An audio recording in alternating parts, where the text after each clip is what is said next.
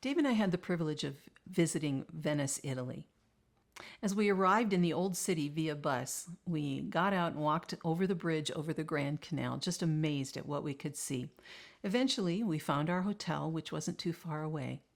After checking in, we asked the desk clerk where she would recommend we grab something to eat. And she asked us, do you mind getting away from the Grand Canal? She said, the restaurants here are really not the greatest food and the prices are a little high. And we said, sure, we'd love your recommendation. So she grabbed a map, which was written in Italian, and highlighted a few streets that she felt had several restaurants on them that we would enjoy. So we headed out on another new adventure. Walking over several bridges and a few more canals, we discovered the street signs were not so easy to identify. We got into an area that started to look a little industrial. We thought, I don't think we're in the right area. So we looked at the map again, kind of glanced one way and then another, and realized that we had made a wrong turn. We had to turn around and go back to a certain point. You know, in your relationship, you think you're heading on the right direction. You've read the map, you've listened to the advice, and you think you're heading down the right road, but eventually you realize you've ended up somewhere you did not want to be. Now what do? When you mess up the path in your relationship, you do have some choices. The first one is to admit your mistake. We all make mistakes, but for some reason we struggle to admit that we've done it. I don't know. Do we think that making a mistake diminishes us? Because it doesn't. We can look at that mistake and we can use it as an opportunity to learn and to grow. But we have to choose that positive outcome. Every marriage struggles from time to time. It's part of learning to live together in a healthy way. But what do you do when these struggles come up? Sometimes that mistake that you made, whether intentional or unintentional, causes great pain to your spouse. And a break in the relationship occurs.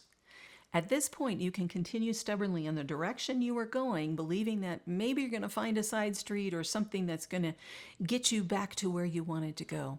Or you can stop, turn around, look at where you are, and pivot.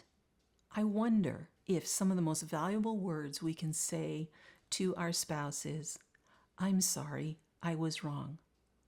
Will you forgive me? When we say those words, they unlock forgiveness and healing potential between the two of you. But what you do next shows your true heart and your true motives. The second thing we can do when we realize we're heading in the wrong direction in our relationship is to change direction. But if you continue to do that same behavior, continue in the using the same words, using it and acting in the same manner, asking for forgiveness doesn't tell your spouse that you're serious about it. Mistakes happen. The key is to learn from them and not to keep repeating that behavior.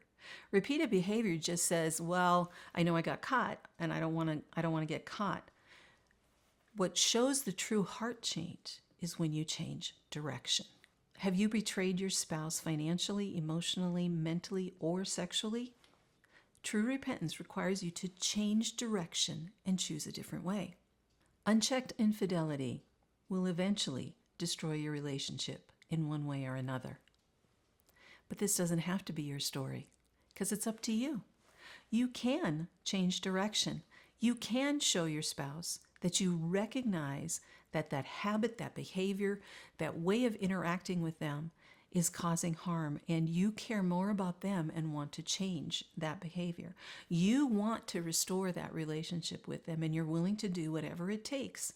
The key to understand here in this change of direction is you're not going to do this perfectly. No one does. We can't. We're learning, and that's the goal of learning. But keep pressing into those changes. You'll eventually get it. And if your spouse is also working to change the direction in whatever this conflict is between you, you have hope for a restored and renewed relationship. Well, the third thing we can do is find ways to heal. Depending on the severity of whatever the issue is between you, you might need some professional help. And if you do, I urge you to get it. It was the best decision that Dave and I ever made. Wise people listen to others who can help them uncover those blind spots. Foolish people continue in the same way, doing the same things, thinking they're going to get a different outcome. We all know that doesn't work. So I encourage you to take responsibility for your actions. Admit what you did wrong. You chose the wrong direction. Okay, make a pivot. Choose to do something different. Well, eventually, Dave and I did make our way to one of those recommended restaurants, and it was delicious.